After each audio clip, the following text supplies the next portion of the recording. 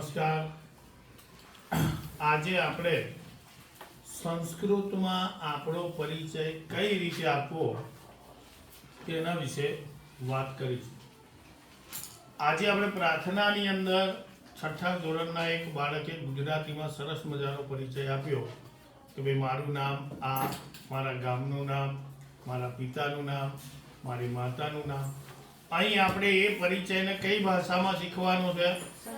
સંસ્કૃતમાં. પહેલી વસ્તુ કે સંસ્કૃત ભાષા એક એવી ભાષા છે કે એમાં તમે કર્તા, કર્મ અને ક્રિયાપદને ગમે તેમ મૂકી શકો છો. દાખલા તરીકે મારે કેવું હોય કે મમ નામ પ્રકાશઃ અસ્તિ, મમ નામ પ્રકાશઃ અસ્તિ, તો હું એમ પણ બોલી શકું કે પ્રકાશ મમ નામ અસ્તિ, પ્રકાશ મમ નામ અસ્તિ.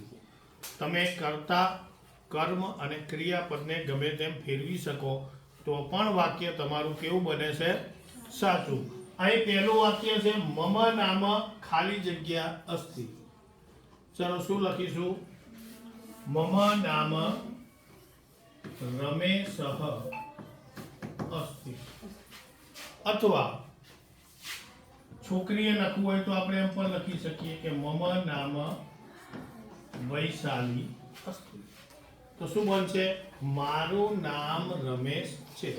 મમ નામ રમેશઃ અસ્તિ. બીજું વાક્ય છે અહમ ખાલી જગ્યા ગ્રામે અથવા નગરે વસતી. અહીંયા શું આવશે? વસામી આવશે. અહમ ખાલી જગ્યા ગ્રામે વસામી. હું કયા ગામમાં રહું છું?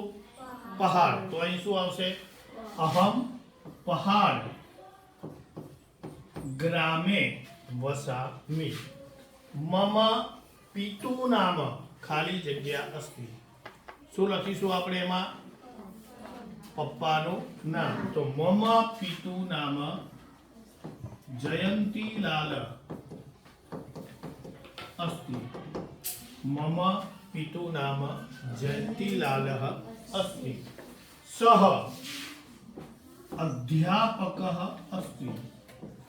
સહ અધ્યાપક અસ્તિ. મમ ભ્રાતૃનામ સંજય અસ્તિ. મારા ભાઈનું નામ શું છે? સંજય.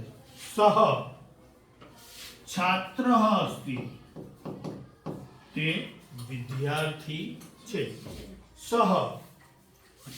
8મી કક્ષાયામ પઠતિ. મમ પરિવાર સંસ્કૃત ભાષાયાઃ ગૌરવ અનુભવતિ. બહુ જ સીધું અને સાદું સિમ્પલ છે, તમારે શીખવાનું છે. ફરીથી મમ નામ રમેશઃ અસ્તિ. શું થશે? મારું નામ અહમ પહાડ ગ્રામે વસામી.